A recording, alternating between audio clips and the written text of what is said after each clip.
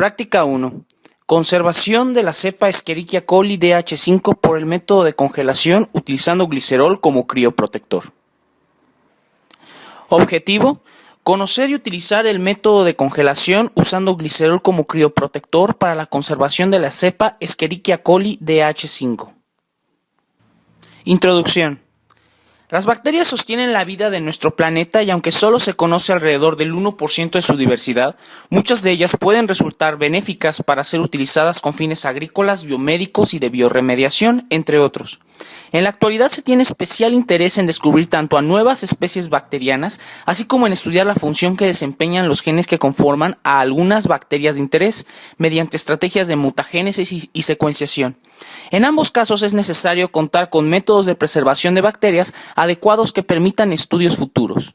En el presente trabajo se discuten varias metodologías para preservar a las bacterias de forma correcta, tomando en consideración que se deben mantener sus características fenotípicas, genotípicas y una alta viabilidad.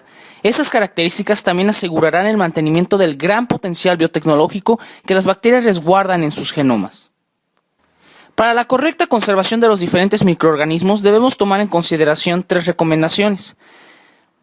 Se deben evitar posibles contaminaciones durante el proceso de conservación. Durante el tiempo en que los microorganismos permanezcan conservados, conviene que sobrevivan en números elevados, y los microorganismos conservados deben de permanecer genéticamente estables. El resguardo de las bacterias puede realizarse de 3 formas generales: preservación a corto, mediano y largo plazo. La preservación a corto plazo, esta forma de resguardo se utiliza cuando los laboratorios no tienen un potencial económico suficiente, por ejemplo no hay un ultracongelador. El método comúnmente usado es la resiembra continua. A mediano plazo, es cuestión de resembrar muchas veces a los microorganismos en días para su uso, el cual no conviene mucho ya que nuestras bacterias pueden morir en cuestión de días y el medio de cultivo puede contaminarse y se tienen que realizar muchas resiembras para ello, pero pueden conservarse en un medio congelado.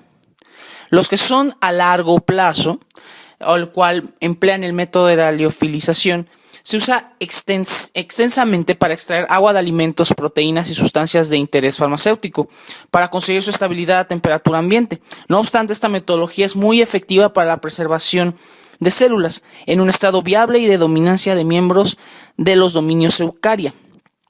La liofilización consiste fundamentalmente en extraer por sublimación, bajo condiciones de alto vacío, el agua de las células congeladas que pasa directamente a un estado de vapor debido a que no hay presión molecular que lo impida. En este método, las muestras que contienen la suspensión de microorganismos son previamente congeladas. El vapor de agua extraído es atrapado por un condensador de refrigeración que opera a menos 110 grados Celsius.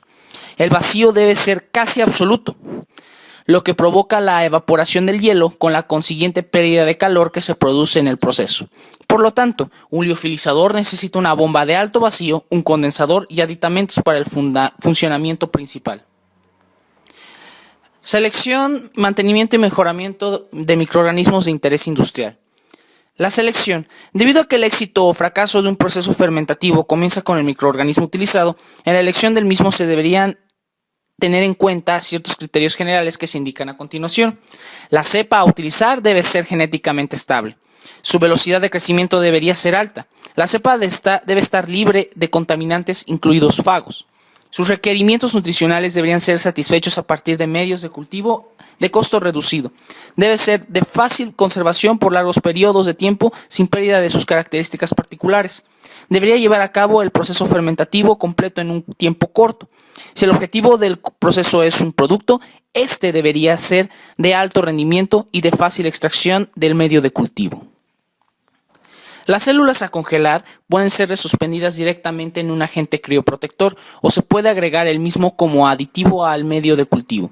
El más empleado es el glicerol al 10%, aunque otros agentes como dimetilsulfóxido, glucosa, dextrano, sacarosa, suero de conejo, lactosa y extracto de malta han sido también empleados. La suspensión celular es colocada en ampollas, vidrio o plástico, y sellada antes de colocarla bajo nitrógeno líquido. Uno de los parámetros de esta técnica se refiere a la velocidad de congelación. Material y equipo. puntas de 200 microlitros y 1000 microlitros, juego de micropipetas, tubos Eppendorf, varilla de vidrio, gradilla Eppendorf, gradilla de tubos cónicos de 15 mililitros, autoclave, mechero Bunsen, incubadora, cajas Petri. Como reactivos utilizaremos medio líquido LB, agar LB, glicerol 10%, PBS 1X, cepa bacteriana Escherichia coli DH5-alfa y PBS 10X. Procedimiento. Preparación de PBS, el cual va a consistir en preparar una solución con una potencia de 1 vez, el cual consiste en preparar 8 gramos de cloruro de sodio con 2 gramos de cloruro de potasio y 163 gramos en 100 mililitros de fosfato de hidrógeno de sodio. Esto nos va a permitir la preparación para el agar LB y preparación de agar líquido LB. Preparación de la cepa. Primeramente se inocula de una cepa de Escherichia coli DH5 en medio LB líquido por todo un día a 37 grados centígrados a 100 RPM. Vaciar en una caja Petri con LB agar, colocar masking en las orillas e incubar de 24 a 48 horas a 37 grados centígrados. Sellamos con papel parafilm y almacenamos a 4 grados centígrados. Recolectamos con un asa las colonias que crecieron, colocamos en un tubo Eppendorf con 1 mililitro de PBS estéril para lavar, centrifugamos a 2500 revoluciones por minuto. El botón lo resuspendemos en 10% de glicerol con PBS 1X previamente preparado. Hacemos alícuotas de 50 mililitros, identificamos y almacenamos a menos 80 grados centígrados. Como resultados podemos decir que tuvimos con éxito el crecimiento y la congelación bacteriana. Como discusión, podemos decir que la obtención específica de una cepa sin contaminación es algo difícil, ya que en un laboratorio de docencia es muy difícil controlar los factores humanos, pero no imposible. La esterilidad del lugar de trabajo es muy importante para evitar contaminación cruzada. El método de congelación también es un factor muy importante, ya que se pierden células en el choque térmico. El método de criogénesis es muy importante, saber cuáles son los mejores vehículos para congelar a las células, ya que si se congelan mal podemos matarlas antes de poder usarlas, así como también saber cuál es el mejor para la célula para preservarla en las mejores condiciones.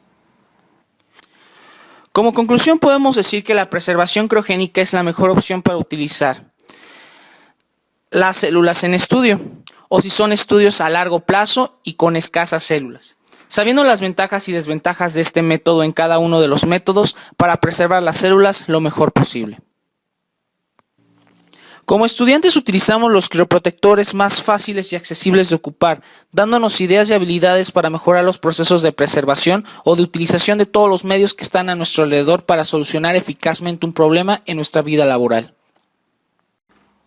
Práctica número 2. Aislamiento y purificación de DNA de un plásmido bacteriano. Objetivo: adquirir destreza para el aislamiento y purificación del DNA de un plásmido bacteriano PUC18 mediante el método de lisis alcalina y conocer la importancia biológica de los plásmidos como herramientas para el clonaje de genes, vectores de clonación. Introducción. El objetivo de un proceso de aislamiento y purificación de DNA es conseguir separar esta molécula del resto de las macromoléculas, proteínas, lípidos y polisacáridos, presentes en el interior de las células. El DNA se extrae de las células mediante rotura de las mismas por homogeneización en presencia de un detergente, SDS, dodecilsulfato sódico, lauril sulfato sódico. Y gracias a la elevada fuerza iónica del medio, que en este caso tiene cloruro de sodio 0.15 molar, las proteínas son desnaturalizadas por adición de cloroformo al sobrenadante de la lisis celular, de manera que la presencia de este disolvente altamente hidrofóbico induce a la exposición hacia el exterior de las cadenas laterales de los aminoácidos apolares, las cuales se encuentran habitualmente enterradas en el interior de la proteína. Tras acelerar la separación de la fase acuosa y del cloroformo por centrifugación, las proteínas tienden a localizarse en la interfase del sistema cloroformo-agua, lo que hace disminuir fuertemente el contenido de proteínas de la fase acuosa que contiene el DNA. Los lípidos quedan disueltos en la fase clorofórmica. El DNA contenido en la fase acuosa se precipita por adición de etanol. Las bacterias son las especies más usadas para este tipo de extracciones y purificaciones de DNA. Son del uso más común para contener los plásmidos o vectores a utilizar en el laboratorio con fines de clonaje. Una de ellas es E. coli. Podemos encontrar en el tracto digestivo de mamíferos, por lo tanto el riesgo de infección por manipulación es bajo si es manipulada correctamente. El plásmido es la parte fundamental de una bacteria, ya que está hecho de DNA circular, extracromosómico, bicatenario, superenrollado, que se replica de forma independiente del genoma y que puede ser propagado en una población. Al momento de trabajar con material genético, en específico DNA, se debe hacer con cuidado, ya que todos los mamíferos contenemos DNAsas en nuestras manos, en la saliva, y esto contamina nuestra muestra y afecta nuestra extracción. Materiales: tubos Eppendorf de 1.5 mililitros estériles, puntas de 200 y 1000 microlitros estériles, juego de micropipetas, tubos de 15 mililitros estériles, mechero Bunsen con manguera, microcentrífuga, incubadora a 37 grados centígrados, medio LB líquido estéril, buffer TE 20 a 50, es decir, 20 micromolar de tris, 50 micromolar de TA, pH 8, preparar 40 mililitros. Solución 1, 2 y 3, isopropanol o etanol absoluto, etanol 70%, preparado con agua destilada estéril, RNasa a 100 microlitros, hielo, cepa bacteriana E. coli y agua estéril. Procedimiento: distribuimos el cultivo en varios tubos Eppendorf y centrifugamos a 14.000 revoluciones por minuto durante 5 minutos. Descartamos y recuperamos el pellet en un solo tubo Eppendorf y resuspendemos el pellet en 500 microlitros de buffer TE 2050. Centrifugamos a 14 revoluciones por minuto durante 5 minutos. Descartamos el sobrenadante y resuspendemos el precipitado en 200 microlitros en solución 1 fría y 200 microlitros de solución 2 fría. Incubamos por 10 minutos en hielo. Agregamos 200 microlitros de solución 3 e incubamos en hielo por 10 minutos. De esta manera podemos precipitar proteínas, RNA de alto peso molecular y DNA cromosomal. Centrifugamos a 14.000 revoluciones por minuto durante 10 minutos. Transferimos el sobrenadante a un tubo limpio y adicionamos 800 microlitros de etanol absoluto y mezclamos. Incubamos 5 minutos a temperatura ambiente y centrifugamos durante 10 minutos a 14.000 revoluciones por minuto. Se decanta el sobrenadante, lavamos el precipitado con 500 microlitros de etanol 70% y centrifugamos durante 1 minuto a 14.000 revoluciones por minuto. Descartamos el sobrenadante y repetimos 2 veces el lavado. Secamos al aire durante 10 a 15 minutos o hasta estar completamente seco. Resuspendemos el pellet en 50 microlitros de agua destilada estéril o buffer T 20 a 50. El DNA obtenido se trata con 1 microlitro de RNasa A de páncreas de bovino a una concentración de 100 microgramos por mililitro durante 30 minutos a 37 grados centígrados para que finalmente lo podamos almacenar a menos 20 grados centígrados.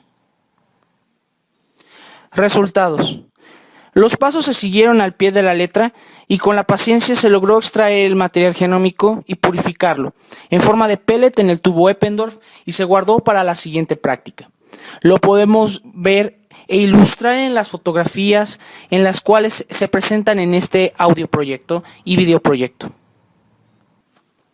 Discusión: la lisis celular para extraer el DNA que necesitamos para la práctica es un paso muy importante, ya que si no lo realizamos adecuadamente no lo obtendremos y si fallamos en la obtención tendríamos que realizarlo fuera del horario de prácticas del laboratorio de biotecnología, lo cual nos atrasaría en las demás prácticas a realizar, ya que el producto de una práctica es el reactivo de otra.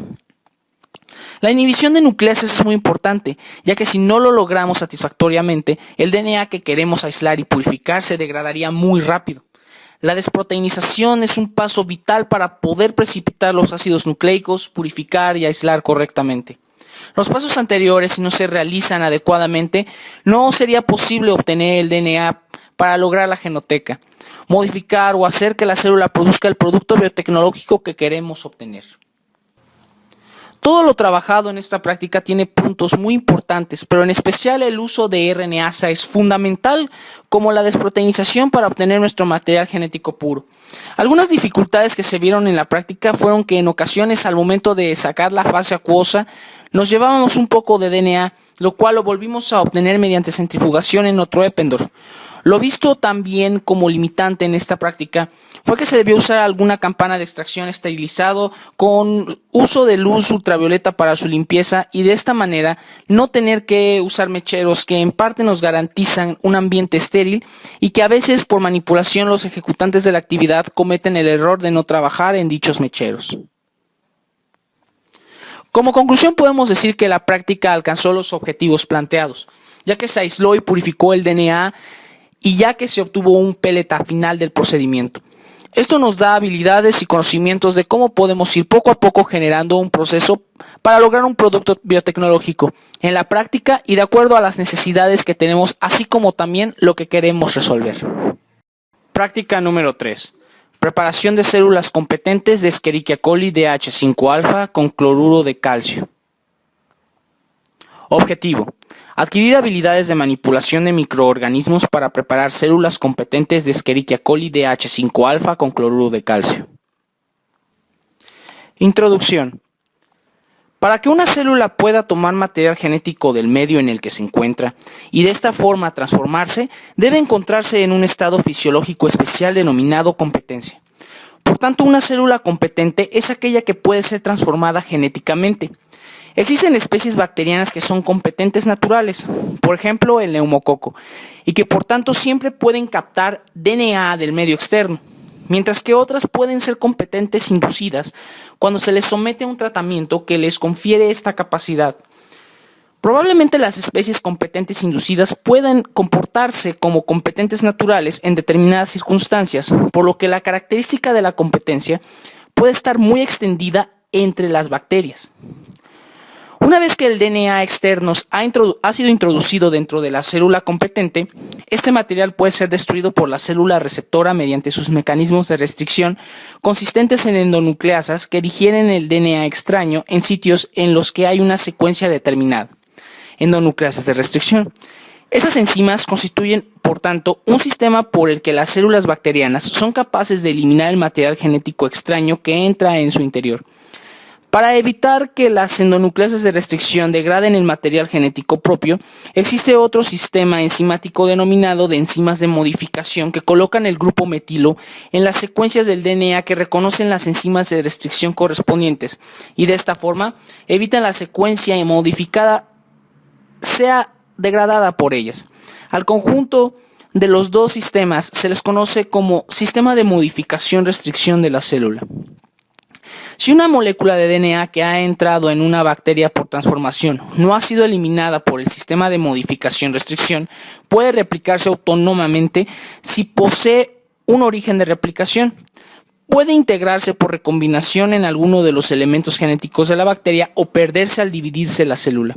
En cualquiera de los dos primeros casos, la nueva información genética se podrá expresar y si confiere ventajas selectivas a la célula transformada, puede establecerse en la población. La eficiencia del proceso de transformación es baja, sin embargo, dado el elevado número de microorganismos que se pueden encontrar en ciertas poblaciones bacterianas, más de 1011 células por gramo de materia intestinal, por ejemplo, la transformación es un mecanismo de diseminación de información genética importante entre bacterias en ambientes clínicos y en ecosistemas humanos. Materiales y equipos.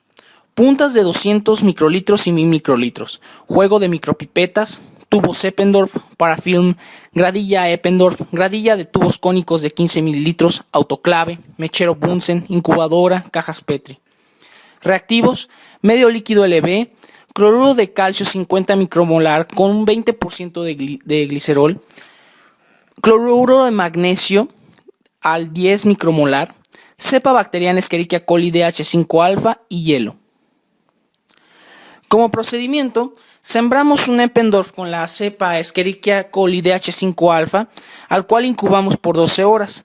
Después vaciamos en 50 mililitros de LB líquido de la práctica 1 por 6 horas. Sacamos y enfriamos con hielo. Centrifugamos los 50 mililitros, recolectamos los pellets, los mantenemos fríos lo más posible, resuspendemos con 5 mililitros de cloruro de magnesio con suavidad, agregamos 10 mililitros de cloruro de magnesio, De nuevo centrifugamos, recuperamos el pellet, resuspendemos con 2 mililitros con una mezcla de cloruro de calcio y glicerol, incubamos 1 hora en hielo y al final almacenamos de forma rápida los pellets que obtuvimos. Como resultados, podemos decir que obtuvimos los pellets y que se trató de mantener en hielo lo más posible. Se hicieron alícuotas de 200 microlitros cada uno y se congelaron en el proceso. Discusión. La viabilidad de la célula es importante ya que en ella está la potencia de la transformación, es decir, que acepte o no el DNA que se va a integrar para beneficio del producto biotecnológico que queremos obtener. Se debe entender que la célula debe de pasar por etapas de crecimiento para poder detenerla en una que es adecuada para generar o forzar esta viabilidad, o mejor dicho, que sea competente.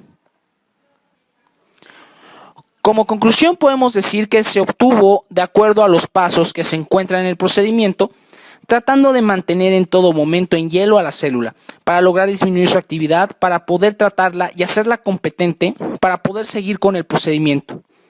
Al final obtuvimos el pellet y lo guardamos para la posterior práctica. Práctica 4. Transformación de células competentes de Escherichia coli DH5-alfa por el método de shock térmico. Adquirir la habilidad de manipular células competentes de Escherichia coli DH5-alfa para transformarlas con plásmido utilizando el método de shock térmico y determinación de la eficiencia de transformación. Las bacterias son microorganismos con una extraordinaria capacidad de adaptación a diferentes condiciones ambientales. Para comprender la esencia de esta capacidad, es importante conocer las bases de su genética, es decir, cómo está organizada la información genética, cómo realizan y regulan su expresión, qué mecanismos de variación génica poseen. Entre otras, las capacidades infecciosas de las bacterias patógenas radican en que poseen la información génica necesaria para colonizar los tejidos de un huésped, invadirlos o producir sustancias tóxicas que en definitiva causarán la enfermedad.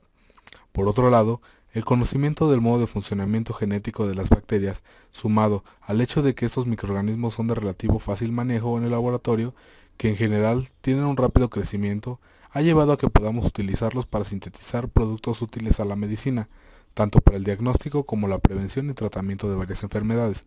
Estas posibilidades se han visto incrementadas a partir del desarrollo de la ingeniería genética y la disponibilidad de técnicas de biología molecular. Como ya dijimos, muchas bacterias poseen información génica contenida en moléculas de DNA distintas a las del cromosoma bacteriano, denominadas plásmidos. Los plásmidos son moléculas circulares de DNA de doble cadena que constituyen en una unidad de replicación independiente del cromosoma. Por esto, pueden encontrarse más de una copia del mismo plásmido dentro de una célula bacteriana. En general, los plásmidos de mayor tamaño se encuentran en una o pocas copias, mientras que los más pequeños pueden estar en hasta 100 copias por célula. Son los plásmidos multicopia. Si bien el DNA plasmídico no porta información genética esencial para la vida de la bacteria, sí porta genes que le confieren nuevas propiedades fenotípicas y que en algunos casos le son muy útiles para la adaptación al crecimiento en ciertos ambientes. La replicación es semiconservativa, porque cada molécula de DNA posee una cadena de DNA original y una nueva, lo cual resalta la importancia de la complementariedad de bases de la estructura del DNA. Las enzimas encargadas de catalizar el proceso de replicación se denominan DNA polimerasas. En Escherichia coli se conocen 3 DNA polimerasas distintas. La responsable de la mayor parte de los procesos de replicación es la llamada polimerasa 3, mientras que las polimerasas 1 y 2 cumplen fundamentalmente roles en la reparación de rupturas o de errores de las moléculas del DNA. También participan otras enzimas, como son las llamadas helicasas, responsables de desarrollar el DNA en el origen o cerca de él, paso que resulta indispensable para iniciar replicación. Esquemáticamente podemos decir que la replicación consta de 3: iniciación, elongación y terminación. La transformación es el proceso por el cual ciertas bacterias llamadas competentes son capaces de incorporar DNA exógeno o extraño proveniente de otras bacterias que se encuentran libres en el medio.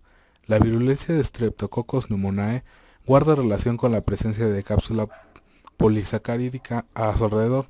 Las bacterias con cápsula tienen un aspecto liso cuando se cultivan en placas de agar y son capaces de matar a los ratones que son inyectados experimentalmente con una suspensión bacteriana. Las colonias con bordes rugosos de Streptococcus pneumoniae carecen de cápsula y no son letales al infectar ratones. Frederick Griffith en 1928 observó por primera vez la transformación cuando mezcló bacterias muertas con bacterias vivas y encontró que al inyectar la mezcla en ratones resultaba letal. De esto concluyó que las rugosas habían sido sustituidas o transformadas en bacterias lisas, ahora capaces de fabricar el polisacárido capsular virulento. La capacidad de captar el DNA exógeno, conservarlo en forma estable o interaccionar con él se denomina competencia. La competencia depende de la presencia de un sistema de captación de DNA específico asociado a membrana. Ejemplos de bacterias competentes natural son Haemophilus influenzae, Neisseria, Streptococcus pneumoniae y ciertas especies de bacilos. Si bien la mayoría de las bacterias no presenta capacidad natural para captar DNA, es posible inducir en el laboratorio la competencia generando por distintos medios distorsionadores en la membrana celular, por ejemplo, mediante pulsos eléctricos, electroporación, o mediante cambios osmóticos y térmicos. Estos procedimientos son muy utilizados para introducir experimentalmente a DNA extraño, por ejemplo, un plásmido en una bacteria y así transformarla para que adquiera un fenotipo de interés. Las bacterias también pueden ser transformadas con DNA viral, en cuyo caso el proceso se llama transfección. La transducción es la transferencia de DNA de una bacteria a otra por intermedio de un bacteriófago. Existen dos formas de transducción, la especializada y la generalizada. La primera ocurre cuando un fago temperado porta genes bacterianos adquiridos durante un ciclo infeccioso anterior, y al infectar una nueva bacteria e integrar su genoma al cromosoma bacteriano, incorporará a este la información genética correspondiente a la bacteria infectada previamente. La transducción generalizada es llevada a cabo por partículas virales defectuosas que se originan como cápsides vacías durante la replicación viral y que luego incorporan DNA de una bacteria. Así, al infectar una nueva bacteria podrá introducir en ella dicho material genético. La conjugación se basa en el intercambio unidireccional de forma genética desde una bacteria donante a otra receptora mediante un contacto real. La conjugación se produce en la mayoría de las eucariotas, entre miembros de la misma especie, pero se ha demostrado también entre procariotas y células vegetales, animales y hongos. Los plásmidos son los elementos genéticos con mayor frecuencia. Se transmiten de esta forma. La capacidad de conjugación depende de la presencia en la bacteria de un plásmido conjugativos que contienen los genes necesarios para tal proceso. Un ejemplo muy conocido de plásmido conjugativo lo constituye el plásmido F de Escherichia coli, que modifica diversas proteínas necesarias para la conjugación, incluyendo el pilisexual. Esta es una estructura especializada esencial para el contacto entre la bacteria donadora y la receptora. En general, los plásmidos conjugadores solamente causan la transferencia de su propio material genético, pero en ocasiones el plásmido puede integrarse al cromosoma bacteriano y por tanto, al momento de conjugar, se transferirá no solo a sí mismo, sino también a los genes cromosómicos que se encuentran tras él. Teóricamente, todo el cromosoma podría ser transferido, lo que se requeriría más de 2 horas, pero la unión entre las bacterias por medio de la pila persiste mucho más tiempo. Las cepas bacterianas con el plásmido F tienen una gran capacidad de recombinación, por lo que se denominan cepas HFR, High Frequency of Recombination. Debemos recordar que este es un mecanismo muy efectivo para la transferencia de genes de resistencia a antibióticos. Puntas de 200 microlitros y 100 microlitros. Juego de micropipetas, tubos Eppendorf, parafilm, gradilla Eppendorf, gradilla de tubos cónicos de 15 mililitros, autoclave, mechero de Bunsen, incubadora, caja Petri, medio líquido LB, 2 cajas de agar LB, una caja de agar LB ampicilina, cepa bacteriana Escherichia coli DH5-alfa, hielo, una caja de agar LB ampicilina IPTG exgal, plásmido PUC 18.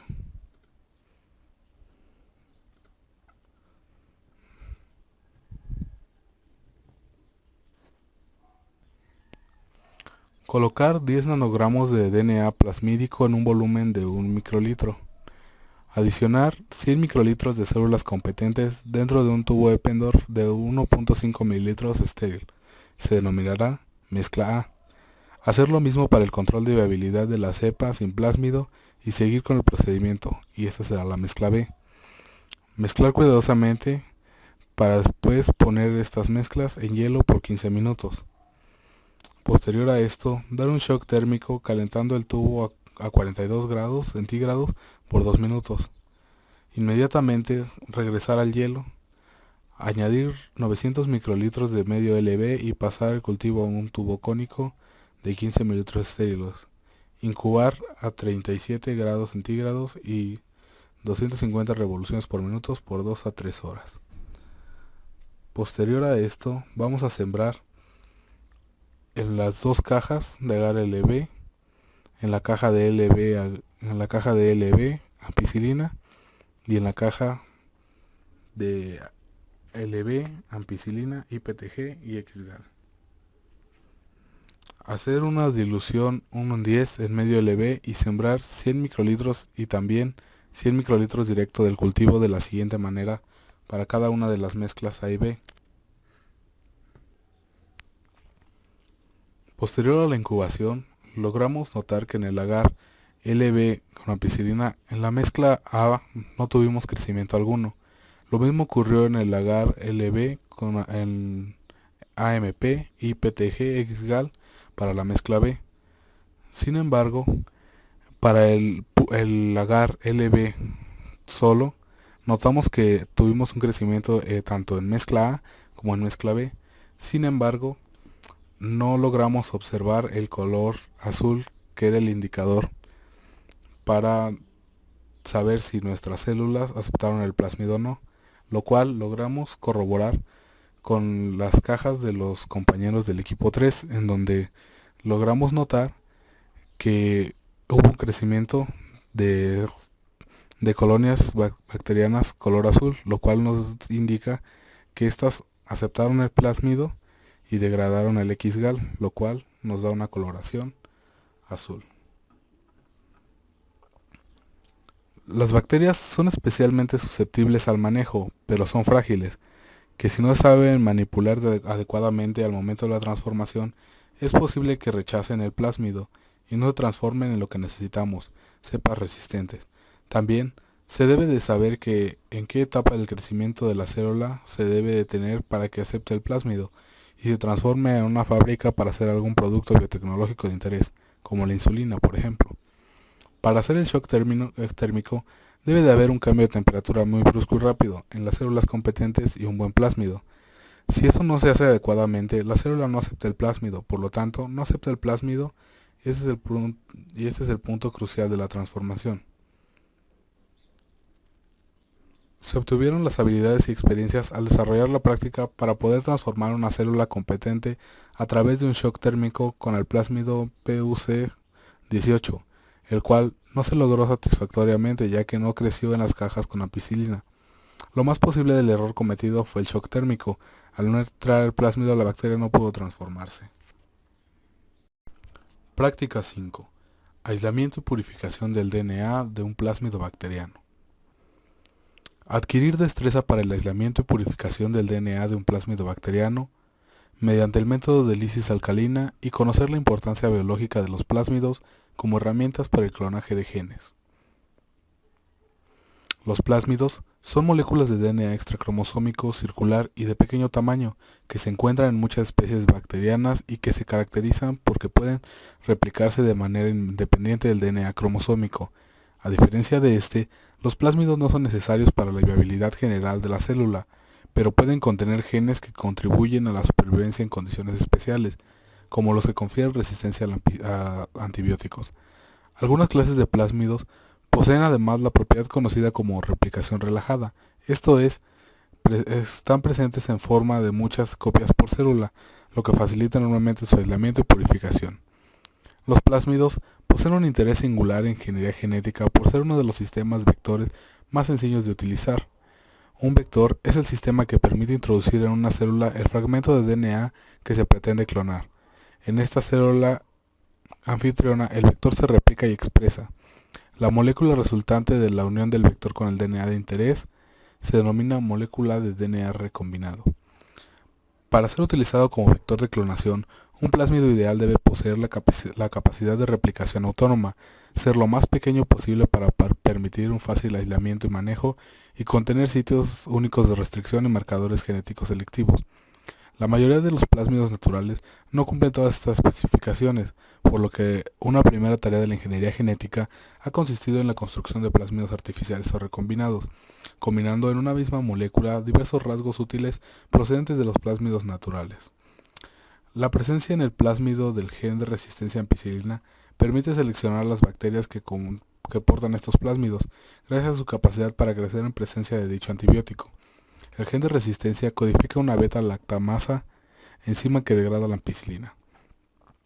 La mayoría de los plásmidos utilizados en biología molecular contienen el sitio de clonación múltiple dentro del gen de la beta-galactosidasa, lo que permite la interrupción e inactivación de este gen cuando un DNA se clona en esta región. En medios de cultivo que contengan el análogo de la lactosa ex-gal, esta estrategia permite distinguir las colonias bacterianas que contienen el vector recombinante con inserto de aquellas que han recibido un vector no recombinante, sin inserto. Las bacterias que reciben el vector recombinante no pueden utilizar lactosa ni su análogo y formarán colonias blancas. Las bacterias que reciben el vector no combinante sí pueden utilizar la lactosa o su análogo y formarán colonias azules. Lisis alcanina. Este método explota las diferencias en las propiedades de desnaturalización y renaturalización entre DNA plasmídico, pequeños círculos de DNA cerrados covalentemente, y DNA cromosómico fragmentado. La alcalinización con hidróxido de sodio en presencia de un detergente fuertemente aniónico, SDS, provoca la lisis celular, la desnaturalización del DNA cromosómico y de las proteínas, y la liberación de los plásmidos. Los plásmidos se ven menos afectados por su tamaño y estructura superenrollada. La neutralización del medio en presencia de una concentración alta de sal provoca la precipitación de las proteínas y la del DNA cromosómico. Los agregados insolubles de proteínas y DNA cromosómico se separan por centrifugación del DNA plasmídico, que queda en el sobrenadante y conservan mayoritariamente su estructura nativa. Punta de 200 microlitros y 1000 microlitros. Juegos de micropipetas. Tubos Eppendorf y de 15 mililitros estériles. Parafilm. Gradilla Eppendorf. Gradilla de tubos cónicos de 15 mililitros. Autoclave. Mechero de Bunsen. Incubadora. Cajas Petri. Microcentrifugadora. Medio líquido LB estéril. Buffer T20 a 50. Caja de agar LB AMP. Cepa bacteriana Escherichia coli DH5 alfa con plásmido. Hielo. Una caja de agar LB AMP IPTG ex-gal. Plásmido PUC18. Ampicilina 100 miligramos por mililitro. Solución 1,2,3. Etanol. Tomar una colonia aislada y transferirla a un tubo con 5 mililitros de agar líquido LB. Incubar por 2 días a 37 grados centígrados y 100 revoluciones por minuto. Posterior a esto, distribuir en tubos. Centrifugar los mismos 5 minutos a 1400 revoluciones por minuto. Descartar el sobrenadante y recuperar el pellet en un solo tubo Eppendorf. Resuspender en 1 mililitro de TE y centrifugar 5 minutos a 1400 revoluciones por minuto. Descartar el sobrenadante y resuspender en 500 microlitros de TE frío. Descartar sobrenadante y recuperar pellet. Resuspender con 200 microlitros de solución 1 y solución 2 fría. Mezclar por método de vaivén. Incubar en hielo por 10 minutos. Agregar 200 microlitros de solución 3, permitiendo precipitar proteínas de alto peso molecular como RNA y DNA cromosomal. Incubar en hielo por 10 minutos. Centrifugar 10 minutos a 1400 revoluciones por minuto. Transferir con mucho cuidado y en un Eppendorf limpio el sobrenadante. Adicionar 800 microlitros de etanol absoluto. Incubar 5 minutos a temperatura ambiente. Centrifugar 10 minutos a 1400 revoluciones por minuto. Lavar el precipitado con 1 ml de etanol 70% frío. Centrifugar 1 minuto a 1400 revoluciones por minuto. Descartar el sobrenadante. Secar al aire durante 10 a 15 minutos o hasta estar completamente seco. Resuspender en 50 microlitros de agua estéril y almacenar a menos 20 grados centígrados. Se obtuvo con éxito el plásmido para la siguiente práctica, ya que el pellet que se obtuvo indica que sí obtuvimos un plásmido. La pregunta aquí podría ser, ¿es realmente un plásmido lo que obtuvimos?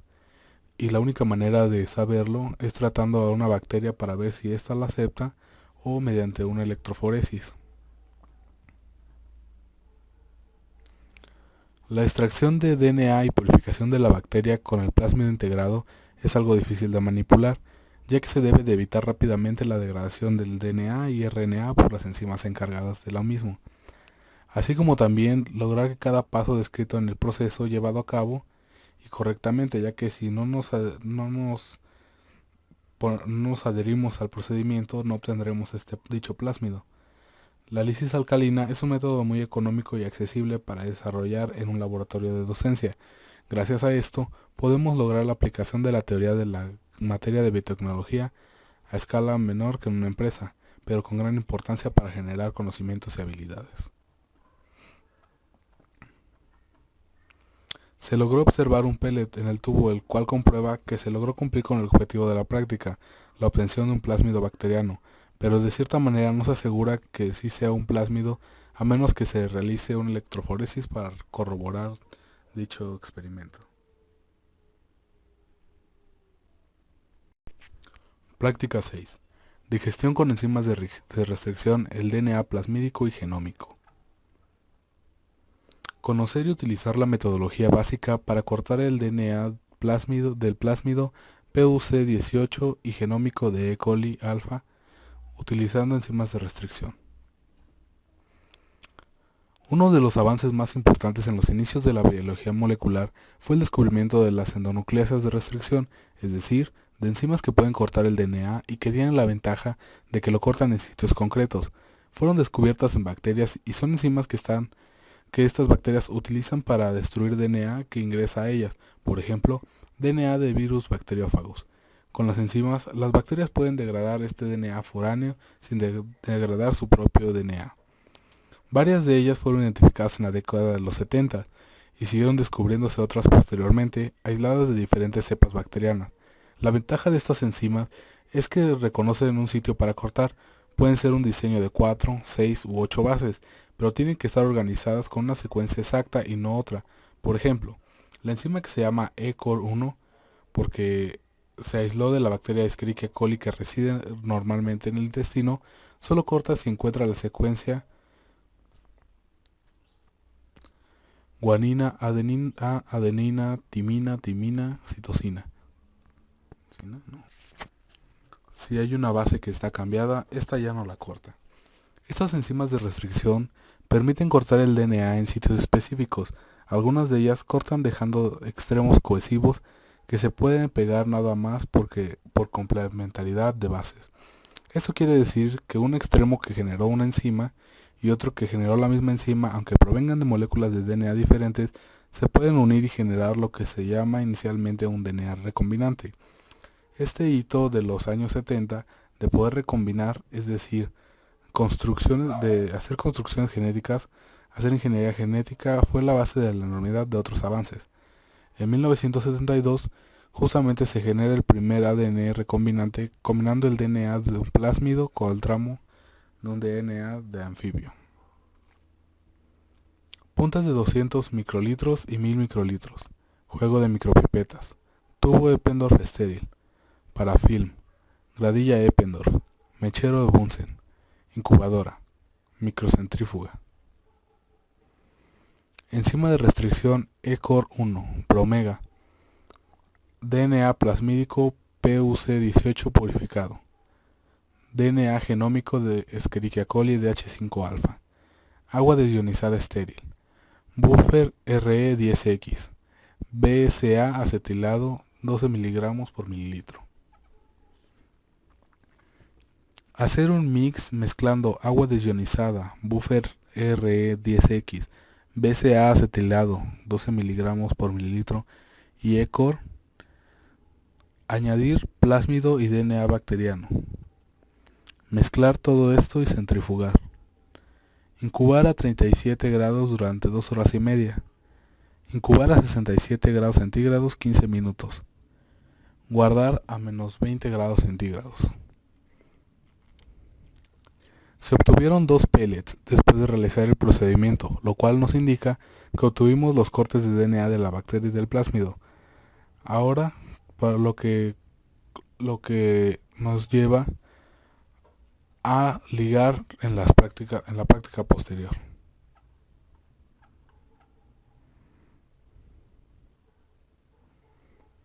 El cortar y modificar un plásmido o gen en sitios específicos es un paso importante, ya que nos ayuda a modificar una célula para ocupar su maquinaria intracelular y producir un producto biotecnológico de interés. Esto es gracias a la visión de las personas que buscaron generar productos lo más cercano a lo natural o propio para disminuir efectos adversos. También nos ayuda a saber si al modificar dicho gen, la célula tratada con el DNA o plásmido incorporó a su gen, ya que podemos quitar o conferir características para saber si logramos modificarlo.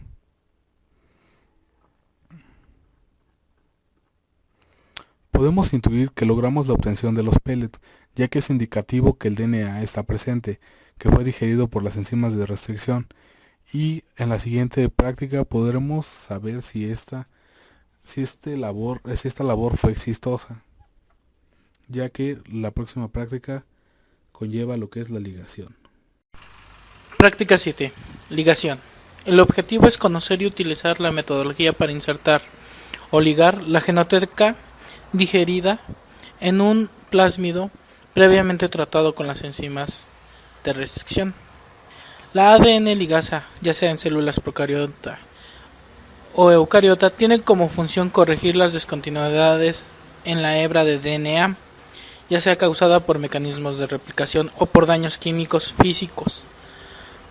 Su papel en la biotecnología es catalizar la unión de fragmentos distintos de DNA. Favorecen la formación de enlaces covalentes fosfodiéster entre 3'-hidroxilo y 5'-fosfato. El clonaje de EcoRI o los cortes que hace EcoRI son cohesivos. Esto tiene un mayor favor para que se peguen a través de la ligasa T4. La ligasa T4 es inestable en hielo por largos periodos, por lo tanto se recomienda no sacarla de menos 20 grados centígrados hasta el momento en el que vaya a ser utilizada y devolverla inmediatamente después de su uso. Materiales y equipos. Vamos a ocupar puntas para las micropipetas, tubos Eppendorf, juego de micropipetas, parafín, grandilla Eppendorf, mechero Bunsen, incubadora, microcentrífuga. En reactivos, la ligasa T4, el ADN plasmídico del PUC purificado y digerido, el ADN genómico de E. coli DH5-alfa digerido, agua desionizada y el buffer para la T4 DNA. Procedimiento. Se va a preparar un mix de DNA plasmídico digerido y DNA genómico digerido, junto con la T4 ligasa y el buffer. Se va a mezclar por pipeteo. Se centrifuga 1 minuto a 14.000 revoluciones por minuto. Se va a incubar a 22 grados centígrados durante 24 horas. De ahí se incubará a 60 grados centígrados durante 10 minutos. Se almacenará. De ahí los resultados que obtendremos serán de acuerdo a los procedimientos que hayamos realizado y qué tan cuidadosos fuimos. Los resultados que obtuvimos es que si obtuvimos una cierta cantidad de líquido, solamente nos faltaría saber a través de la electroforesis en gel de agarosa si el ADN se ligó y se encuentra ahí, ya que la T4 es muy inestable a ciertas temperaturas o trabaja muy lenta a temperaturas bajas. Discusión. La ligación es un paso vital para poder ligar en el gen, para conferir nuevas características a nuestra célula y poder generar un producto de interés tecnológico. La cuestión aquí es el problema de la ligasa T4, que es algo inestable a temperatura bajas, y la temperatura ambiental estuvo subiendo y bajando. Eso puede afectar la ligación. Se dejó un poco más de 24 horas tratando de compensar el cambio de temperatura ambiental, ya que en la noche disminuyó mucho la temperatura. Conclusión: se obtuvieron las habilidades planteadas en el objetivo, se analizó y razonó las posibles fallas de las variables de la temperatura y qué tanto nos va a afectar en la DNA ligasa. Solo falta correr un gel de agarosa para saber si se obtuvo una ligación correcta o si ésta se inhibió o qué pudimos haber obtenido de resultado. Práctica 8. Análisis de ADN plasmídico y genómico, usando electroforesis en un gel de agarosa. Objetivo: adquirir la habilidad de manipulación de ADN plasmídico y genómico para su análisis mediante electroforesis en geles de agarosa y determinar tamaños moleculares en base a una recta patrón con fragmentos de DNA de peso molecular conocido. La electroforesis es una técnica de separación de moléculas según la movilidad de estas en un campo eléctrico a través de una matriz porosa, la cual finalmente la separa por tamaños moleculares y carga eléctrica, dependiendo de la técnica que se use, la cual se combina con un método de detección por luz visible o fluorescencia para tener la oportunidad de ver los diferentes tamaños y diferentes separaciones que se hicieron en el gel de agarosa y poder ser cuantitativa y cualitativa el resultado que obtuvimos. Equipo y material. Vamos a ocupar puntas para micropipetas, tubos Eppendorf estériles, parafín, gradillas, mecheros Bunsen, incubadora, microcentrífuga. Los reactivos: vamos a ocupar el TAE1X, bromuro de tidio 10 mg sobre mililitro, un buffer de carga para electroforesis, ADN plasmídico, PUC18, el ADN genómico purificado y el ADN ligado, y un marcador de peso molecular. El procedimiento: se prepara una cama de agarosa con TAE1X, se arma la cámara de electroforesis adecuadamente, no olvidar el peine, vaciar la agarosa en la recámara y dejar solidificar, cubrir con TAE1X, preparar las muestras de ADN, 8 microlitros de muestra con 2 microlitros de colorante, realizar en todas las muestras que se tenga, y del marcador 5 microlitros con 2 microlitros de colorante, cargar en el gel, correr el gel 10 minutos a 70 volts y después 30 minutos a 100 volts, esto es para introducir las muestras a la agarosa, teñir el bromuro de tidio y finalmente observar el gel en un transluminador con lámpara ultravioleta. Se obtuvieron las bandas esperadas, lo cual indica que se obtuvo ADN con la modificación esperada, ya que las bandas marcan que se encuentra ahí. Solo falta hacer una transformación para estar seguros de que ese ADN modificado sí se logró y que tiene la capacidad de modificar la célula, proporcionarle nuevas características y así como también que la célula sobreviva a este cambio y acepte el nuevo ADN modificado. Discusión. En esta práctica fue complicada, ya que la incertidumbre de si se realizaron las prácticas anteriores adecuadamente y si se obtuvo realmente los productos adecuados para la continuación de estas mismas prácticas. Cuando se corrió el gel en la recámara de electroforesis, se tuvo cuidado de que no se saliera la muestra al ver los cambios de color azul y morado. La extracción de la cama de agarosa fue difícil y complicada porque estaba rompiendo. El revelado tardó porque estaba ocupada la cámara de revelado. Se obtuvieron bandas, solo falta analizar y compararlas para saber si era lo que esperábamos. Conclusión. Se obtuvieron las habilidades que se plantearon en los objetivos y nos dio la capacidad de analizar las bandas que aparecen como resultado de la electroforesis, así como también la capacidad de si se realizó correctamente todas las prácticas anteriores. Práctica 9. Transformación de la genoteca Escherichia coli DH5-alfa. Objetivo: adquirir la habilidad de manipular células competentes de Escherichia coli DH5-alfa para transformarlas con un plásmido utilizando el método de shock térmico y la determinación de la eficiencia de esta transformación. La transformación es un proceso por el cual la célula capta DNA libre presente en el medio. Es un fenómeno que ocurre de forma natural en muchas bacterias, pero la eficacia de este proceso varía entre especies, por lo que la transformación tenga lugar. La bacteria tiene que encontrarse en un estado llamado de competencia, que ocurre en determinadas condiciones fisiológicas. Es un estado donde la bacteria presenta alteraciones en su pared y membrana, la cual permite la entrada de ácidos nucleicos en la célula. En el laboratorio se ha conseguido poner a punto técnicas que inducen este estado de competencia en bacterias que no la presentan de forma natural, en el caso de Escherichia coli, que es una de ellas.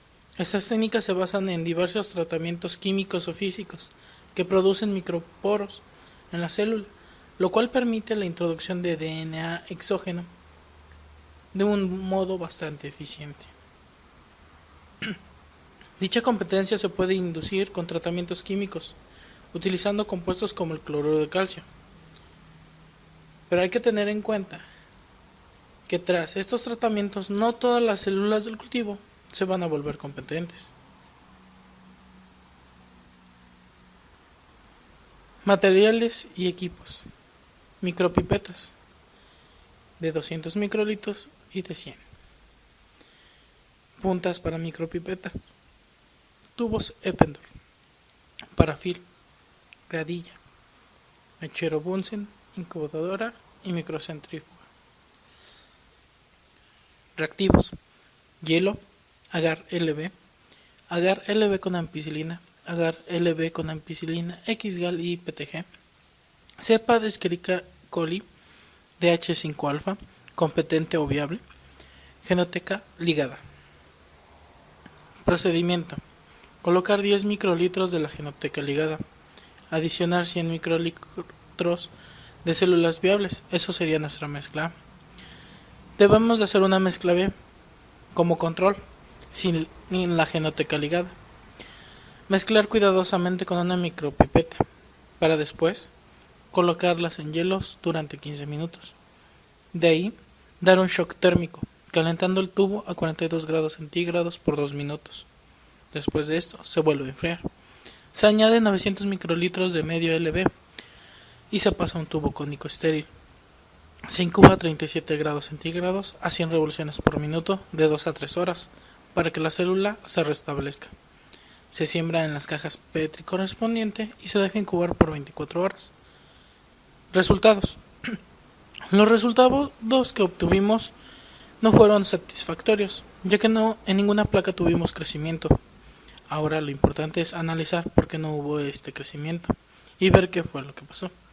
Cuáles fueron las limitantes, cuáles fueron los errores. Discusión. El resultado que se obtuvo fue negativo. Tenemos que analizar con mucha detención, ya que fuimos el único equipo que no nos creció en ninguna placa, en ningún tipo de mezcla. Esto puede ser porque las células murieron al estar tanto tiempo congeladas, o en las descongelaciones y congelaciones, o al recibir la genoteca, pudo haber generado un rechazo, o bien pudo haberlo aceptado y generó un producto dañino para la célula, provocando su muerte. Esto puede decirse que la ligación se realizó, pero indujo otro producto que era dañino para la célula. Conclusión. El crecimiento nulo de las células viables fue un paso limitante, ya sea en la descongelación o en el shock térmico. Nuestro resultado, lo cual nos indica que no debemos tener un control, cual nos indica que debemos de tener un control más estricto de la conservación en refrigeración de las muestras, así como también hacer por duplicado los plásmidos, la digestión y la ligación para obtener un respaldo y obtener resultados. El equipo 3 nos dará un poco de su plásmido, de su genoteca ligada y de sus células, así como también de sus células transformadas. Práctica 10. Cinética de crecimiento bacteriano para el análisis de expresión. Objetivo: determinar la cinética de crecimiento y la producción de proteína durante la fase exponencial y latente de una cepa bacteriana transformada. Determinación de distintas fases en la curva de crecimiento de la cepa bacteriana. Cuantificar la cantidad de proteína a lo largo del tiempo de la cinética de crecimiento por el método de Bradford. Determinar en qué punto de su crecimiento la bacteria produce una mayor cantidad de proteína. En un sistema biológico se define el crecimiento como el aumento ordenado de las estructuras y los constituyentes celulares de un organismo. Según ello, el aumento de la masa celular producida por acumulación de productos no constituyen un crecimiento. Se puede considerar el crecimiento al incremento de células individuales, por un lado, y por otro, se puede considerar el crecimiento del número de células que se producen, proliferación. En lo que se refiere al crecimiento de células individuales, es consistente en el aumento de tamaño, peso de las células que preceden la división celular. Esta división trae aparejada el aumento de células.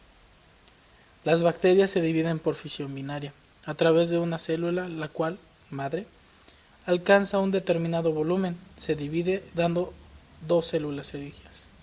El proceso fisión binaria consiste en la autoduplicación del material hereditario, siguiendo de la repartición en las dos células hijas, la que se separa por estrangulamiento de la membrana celular y formación de la pared celular. Basado en el concepto, se divide dos dando células hijas, y esta a su vez se vuelve a dividir en dos. Se presenta el siguiente cuadro. Los tiempos de duplicación varían según el microorganismo del que se trate. Por ejemplo, Escherichia coli, cada 0.35 horas se va a estar dividiendo, a comparación de Rhizobium militium, que tarda 1.8 horas. La población microbiana raramente mantiene un crecimiento exponencial prolongado. El crecimiento normalmente está limitado por el agotamiento de nutrientes o por la acumulación de productos del mismo metabolismo microbiano que son tóxicos para ellos. Es posible distinguir 4 fases: fase de latencia o de retardo, fase exponencial, fase estacionaria y fase de muerte. La velocidad de crecimiento que alcanza un cultivo depende del tipo de microorganismo que se trate y diversos factores ambientales como son temperatura, pH, oxígeno, entre otros. La manera de medir las bacterias de crecimiento es por su densidad bacteriana. Es una técnica en la que se mide la masa de los microorganismos en una suspensión. Para ello se utiliza un espectrofotómetro y se mide la cantidad de luz que atraviesa en una suspensión de microorganismos en comparación con un blanco, que es el medio estéril y sin sembrar. Cuanto mayor sea el número de células de suspensión, tanto menor es el porcentaje de luz que atraviesa en el medio. Para relacionar la transmitancia con la densidad bacteriana se requiere hacer curvas patrón de densidad conocida.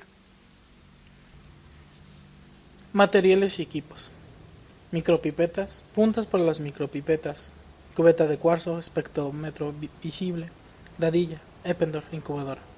Reactivos: la cepa cepa agar sin plásmido, albúmina, Bradford, LB líquido y agua destilada. Desarrollo. Se va a dejar un inóculo de la bacteria transformada en 3 ml de medio LB con 100 microlitros de ampicilina. Vaciar todo el inóculo y agregar en un matraz Erlenmeyer con 50 ml de medio LB con 100 microgramos de ampicilina y se va a incubar a 37 grados centígrados en una agitación de 100 a 200 revoluciones por minuto. Se va a tomar 1 mililitro de cultivo cada hora hasta generar 6 o 8 muestras. Cada mililitro de cultivo será analizado por espectrofotometría 405 nanómetros para calcular la densidad óptica. Posteriormente se tomará una muestra de 300 microlitros para cuantificar la proteína del método Bradford, la cual se guardará o se analizará en el mismo instante. Se va a preparar una curva estándar de Bradford, la cual se muestra a continuación en la siguiente tabla. Se va a hacer una dilución 1:20, utilizando agua destilada para cada muestra.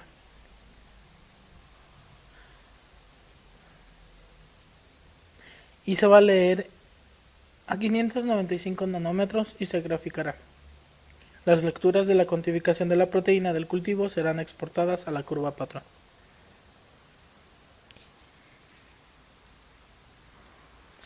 Los resultados se observan a continuación.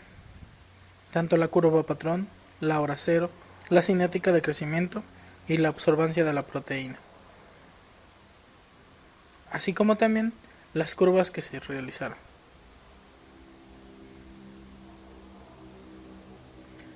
Las primeras 2 horas teníamos valores negativos, lo cual significaba que no había producción de la proteína, por lo cual el espectrofotómetro nos decía que había una deficiencia, por lo que había indicios de una estructura similar dentro de la célula. A partir de la hora 3 hay presencia mínima de proteínas, la cual indicaba que llegó a su estado estacionario la célula y empezó a producir la proteína que inducimos con la biotransformación. Aquí tenemos las concentraciones.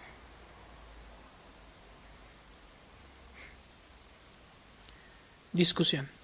El crecimiento se dificultó al meter y sacar el medio de la incubadora, así como el material limitado, pero se logró con una buena coordinación. Los resultados que arrojaron son buenos, solo falta la interpretación de cada uno y llegar a una conclusión. El crecimiento fue un poco errático, pero eso yo opino que es por meter y sacar de la incubadora, por lo cual la célula tenía esos cambios en su crecimiento. La producción de la proteína tardó, ya que primero tenía que desarrollarse por completo la célula y después empezar a producir todo aquello que está en su ADN y que no le sirve para su crecimiento. La conclusión. Encontramos la proteína después de 2 horas. El crecimiento tuvo sus etapas de